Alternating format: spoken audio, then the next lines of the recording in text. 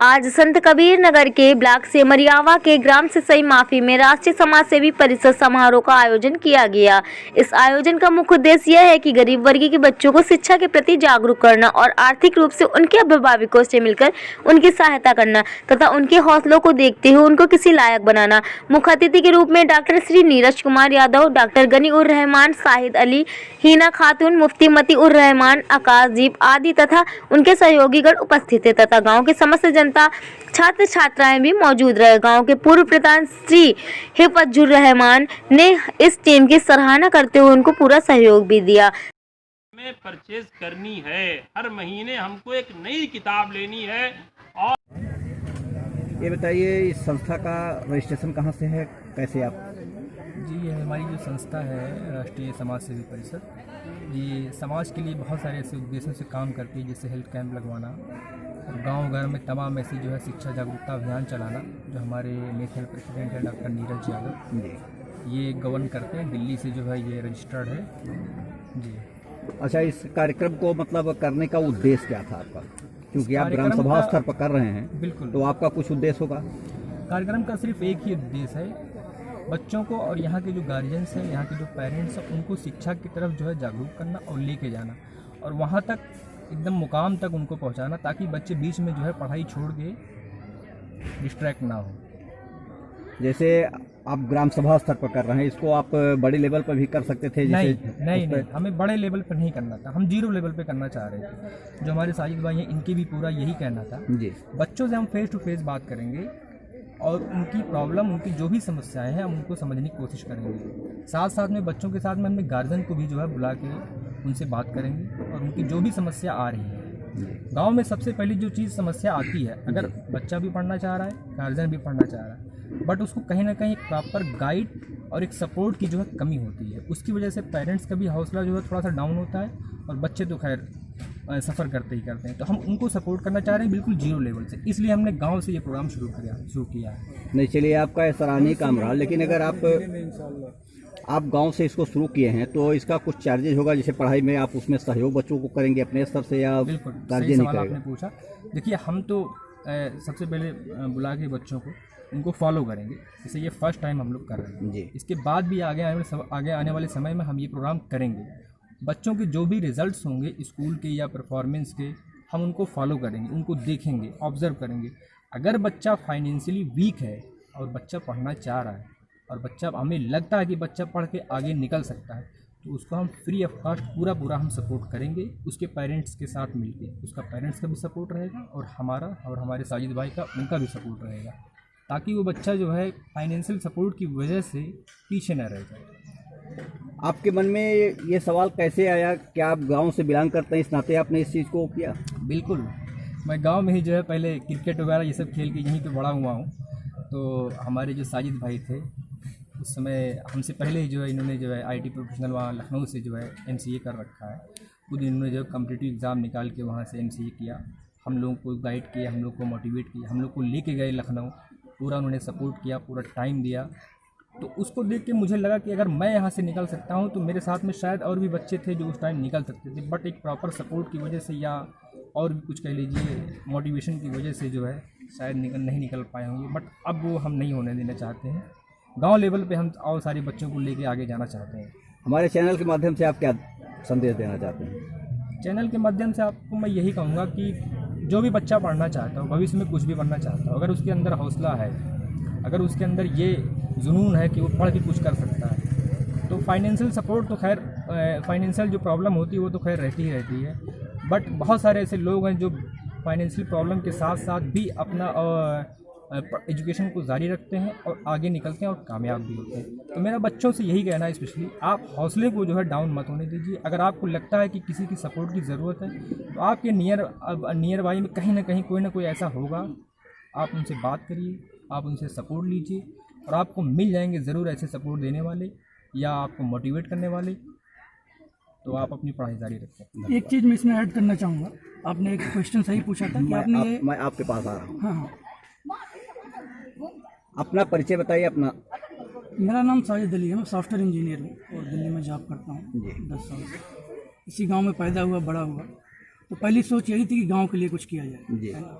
फिर इस संस्था के द्वारा हम लोगों के दिमाग में आया कि हम ऐसा कुछ कर सकते हैं। जी एक क्वेश्चन आपका था कि हम इसको ब्रॉड लेवल पे क्यों कर रहे हैं। जी तो एक चीज़ होती है कि अपनी क्षमता की, कैपेबिलिटी की। अभी हम लोग इतनी कैपेबिलिटी नहीं थी कि हम पूरे इसको तपोजियार में कर सकें, तो हम लोग गांव से शुरू कर रहे हैं और यहाँ के सक्सेस के बाद हम और गांव में ऐसे लोगों को आइडेंटिफाई करेंगे जो इसमें हम लोगों का सपोर्ट कर सकें। जी तो इसको हम जितने गांव में जहाँ तक हम पहुँच सकेंगे वहाँ तक फैलाएंगे। शुरुआत यहाँ से है, यहाँ का रिजल्ट जो भी होगा। नहीं, गांव का होने के नाते आपने गांव के लिए जो सोचा है तो बहुत सराहनीय काम आपने किया है और इसके लिए मैं खुद आपको धन्यवाद देता हूं कि कम से कम ग्राम सभा के बच्चों को आप उठा रहे हो। Thank you. और इस पर आप हमारे चैनल के माध्यम से क्या संदेश लोगों में देना चाहते हैं, क्या जागरूकता होनी चाहिए, कैसे होना चाहिए, इसके बारे में आप। मैं सिर्फ ये कहना चाहता हूँ कि सबको पढ़ना चाहिए। पढ़ने के बाद आप कुछ भी कर सकते हो। जरूरी नहीं है पढ़ने के बाद आप नौकरी करो, आप बिजनेस करो, जो भी काम धंधा करना चाहते हो करो, लेकिन सबसे पहले पढ़ना चाहिए। पढ़ोगे तभी आप अपनी कैपेबिलिटी जानोगे। हो सकता है आप IAS बन जाओ, हो सकता है आप PCS बन जाओ, डॉक्टर बन जाओ, कुछ भी बन सकते हो, लेकिन वो तभी जान पाओगे जब आप पढ़ोगे। तो एटलीस्ट हमें जो है ये टारगेट रखना चाहिए कि हमें 12th तक पढ़ना ही पढ़ना है। नहीं तो आपको अपनी क्षमता का पता ही नहीं चलेगा कि मैं क्या कर सकता था। बाद में एक पछतावा हो जाता है कि अगर मैं काश पढ़ा होता तो मैं यही काम ज़्यादा बेटर तरीके से कर सकता था। लेकिन हमारे जवार का एक दिक्कत ये है कि हमारे जो रोल मॉडल होते हैं वो पैसा वाले होते हैं। तो पैसा तो ऊपर वाला जिसको चाहे उसको दे दे, लेकिन जो इल्म होती है वो सबको नहीं मिलती, किस्मत वाला होता है।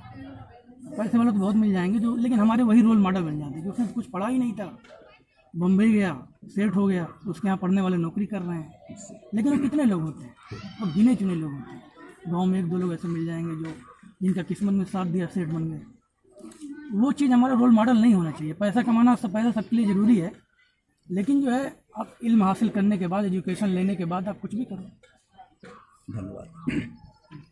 के साथ साथ भी अपना एजुकेशन को जारी रखते हैं और आगे निकलते हैं और कामयाब भी होते हैं। तो मेरा बच्चों से यही कहना है, स्पेशली आप हौसले को जो है डाउन मत होने दीजिए। अगर आपको लगता है कि किसी की सपोर्ट की ज़रूरत है तो आपके नियर बाई में कहीं ना कहीं कोई ना कोई ऐसा होगा, आप उनसे बात करिए, आप उनसे सपोर्ट लीजिए और आपको मिल जाएंगे ज़रूर ऐसे सपोर्ट देने वाले या आपको मोटिवेट करने वाले। तो आप अपनी पढ़ाई जारी रखें। एक चीज़ मैं इसमें ऐड करना चाहूँगा। आपने एक क्वेश्चन सही पूछा था कि आपने ये, मैं आपके पास आ रहा हूँ। हाँ, अपना परिचय बताइए अपना। मेरा नाम साजिद अली है, मैं सॉफ्टवेयर इंजीनियर हूँ और दिल्ली में जॉब करता हूँ 10 साल से। इसी गांव में पैदा हुआ, बड़ा हुआ। तो पहली सोच यही थी कि गांव के लिए कुछ किया जाए। जी है ना?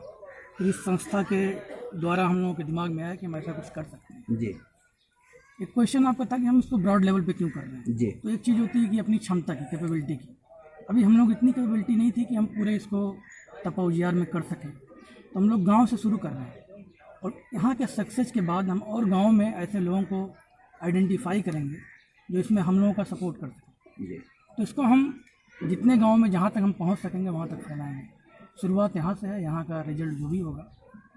नहीं, गांव का होने के नाते आपने गांव के लिए जो सोचा है तो बहुत सराहनीय काम आपने किया है और इसके लिए मैं खुद आपको धन्यवाद देता हूं कि कम से कम ग्राम सभा के बच्चों को आप उठा रहे हो। Thank you. और इस पर आप हमारे चैनल के माध्यम से क्या संदेश लोगों में देना चाहते हैं, क्या जागरूकता होनी चाहिए, कैसे होना चाहिए, इसके बारे में आप। मैं सिर्फ ये कहना चाहता हूँ कि सबको पढ़ना चाहिए। पढ़ने के बाद आप कुछ भी कर सकते हो। जरूरी नहीं है पढ़ने के बाद आप नौकरी करो, आप बिजनेस करो, जो भी काम धंधा करना चाहते हो करो, लेकिन सबसे पहले पढ़ना चाहिए। पढ़ोगे तभी आप अपनी कैपेबिलिटी जानोगे।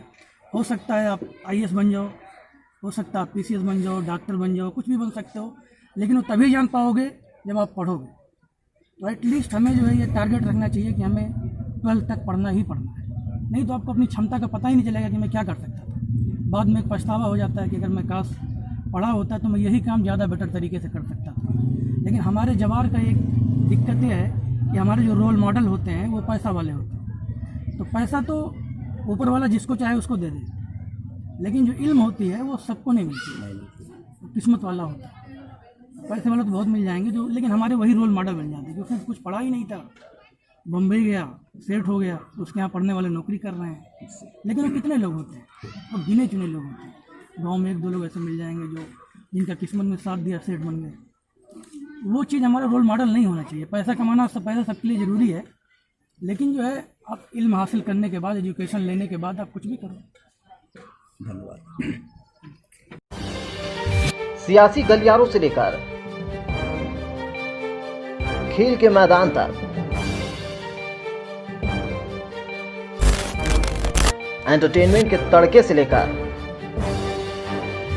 कारोबार के उतार चढ़ाव तक, मंदिरों में बजती घंटियों से लेकर दरगाह की नमाज तक, जुर्म के दलदल के हर झूठ का करेंगे पर्दाफाश। यहाँ हर खबरें उगलेंगी, हर कातिल के राज। खबरें नहीं, खबरों का सटीक विश्लेषण। क्योंकि आप देख रहे हैं अखंड न्यूज़ 24।